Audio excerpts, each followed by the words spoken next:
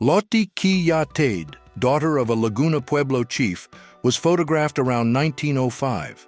The Kawake attire with belt and bead necklaces marks ceremonial identities. The scene is set in the semi-arid west-central region of New Mexico near Albuquerque, when railroads were beginning to integrate markets and cultures. An image from 1908, attributed to Roland Reed, shows a woman of the Ojibwa people. At the turn of the 20th century, Ojibwa communities lived among the Great Lakes, with seasonal cycles of fishing and gathering, birch bark and beadwork arts. The photograph points to cultural continuity and the encounter with the technical modernity of the time. Don't forget to subscribe and comment where you're watching from. Carl Werntz's photograph, made in 1900 in Arizona, shows two young Hopi by the window. The rolled hairstyle indicates youth and social roles. At the turn of the century, villages on the mesas of the Colorado Plateau received artists, traders, and travelers. Their gazes follow that approaching world. An 1878 image at Fort Kiowa in the Montana Territory with a Cheyenne woman. The fort, established after Little Bighorn, 1876, under Nelson Miles's campaign, anchored the Army's presence on the plains. In this setting, the Cheyenne, an Algonquian-speaking people allied with the Lakota and Arapaho, faced displacement and sought to maintain traditions. The scene presents Carlotta Chiwiwi and her daughters, Maria and Felicita Tura, women of Taos Pueblo. Made in the early 20th century and attributed to Poli, it is set in the U.S. Southwest, when New Mexico was transitioning from territory to statehood, 1912.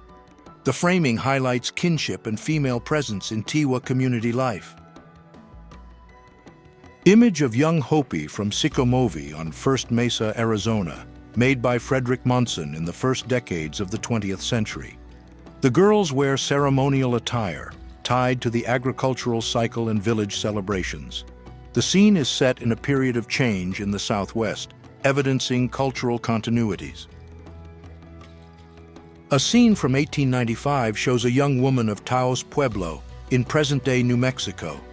Between adobe walls, signs of daily tasks combine with the long history of the Pueblo, inhabited for centuries by Kiowa-speaking peoples, a crossroads of trade routes in the upper Rio Grande since pre-colonial times. Its multi-story houses reflect communal architecture. In the 1892 image, one observes a young Kiowa woman in an everyday moment alongside the community. The garments, with beads and textiles adopted in the period, indicate exchanges with settlers and plains trade. The focused gaze and the adornments reveal youthful roles and ritual practices that sustained Kiowa life at the end of the 19th century. In the image, one sees a woman of the Spokane Nation, photographed in 1897 by Frank LaRoche. Her clothing and accessories reflect practices of the Columbia Plateau. The moment captures a period of intense change in the Pacific Northwest, when railroads and new economies were asserting themselves, but community life maintained rituals, beadwork, and basketry.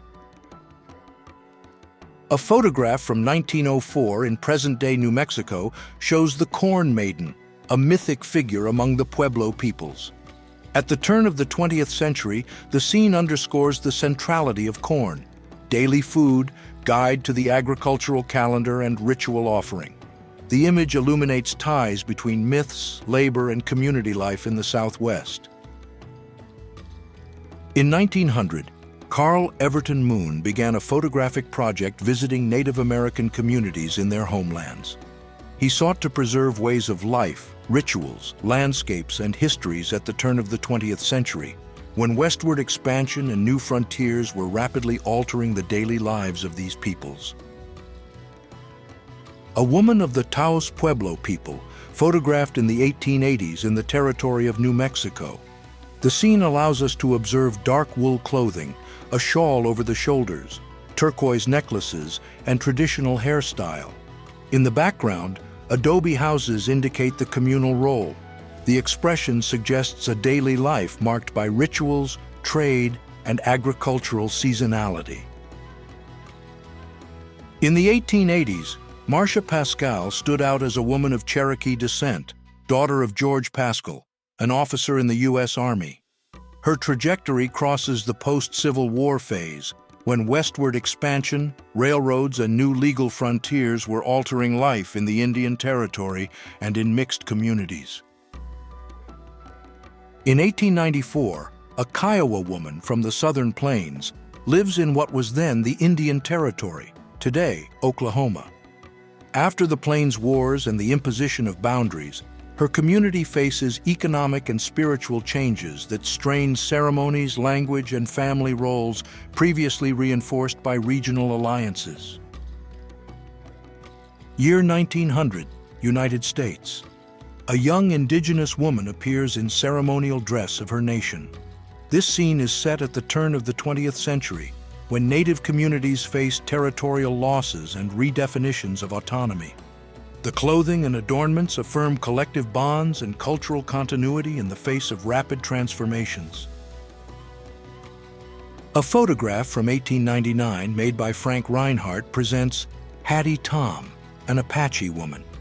The scene is set at the end of the 19th century, a phase of reconfiguration of the American West and of the assertion of indigenous identities under new civil powers. The framing and the adornments indicate cultural choices and ways of presenting oneself to the world. Elsie Vance Chestuan, connected to the Chiricahua, is inserted into the Apache history of the Southwest at the end of the 19th century. Amid military campaigns and displacement, the clans preserved kinship, alliances, and subsistence roots. The name evokes memories of imprisonment, removals, and contact with army posts on the U.S.-Mexico border. In the image, in 1886, Lizzie Longwolf performs in Buffalo Bill's show, part of the Wild West tours that shaped public memory of the frontier. Her participation shows how these shows brought together equestrian demonstrations, exhibition shooting, and choreographies to sell the public a narrative of the West. Made in 1895, the image presents a young Hopi woman of the Pueblo people who live on the mesas of Arizona. The clothing and adornments indicate family belonging and life stage. At the end of the 19th century, contacts with railroads, merchants, and scholars were growing, while seasonal ceremonies continued to mark the community calendar. In 1899, Frank Reinhardt photographed Hattie Tom, a Chiricahua Apache woman.